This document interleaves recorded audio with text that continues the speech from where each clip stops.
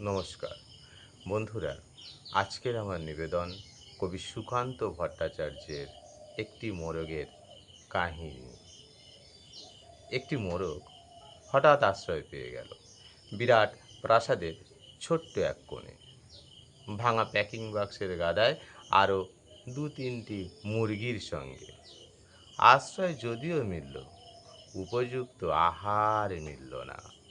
সুতীক্ষ্ণ চিৎকারে প্রতিবাদ জানিয়ে গলা ফাটালো সেই মোরগ।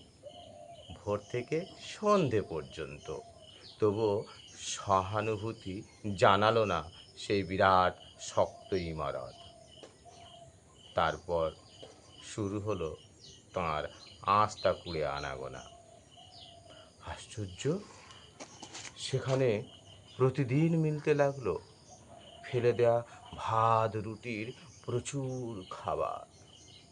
তারপর এক সময়ে আস্তা কুড়েও এলো অংশীদার। ময়লা, ছেঁড়া, ন্যাকড়া পড়া আর দু তিনটে মানুষ। কাজেই দুর্বলতা মোরগের খাবার গেল বন্ধ হয়ে। খাবার, খাবার, খানিকটা খাবার। অসহায় মোরগ বারবার চেষ্টা করলো প্রাসাদে ঢুকতে। প্রত্যেকবারই তাড়া খেলো প্রচণ্ড।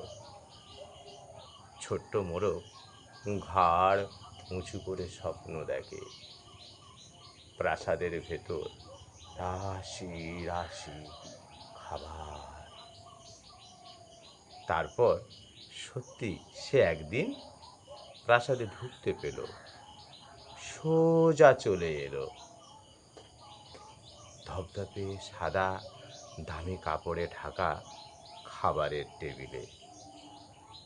অবশ্য খাবার খেতে নয়, খাবার হিসেবে। নমস্কার।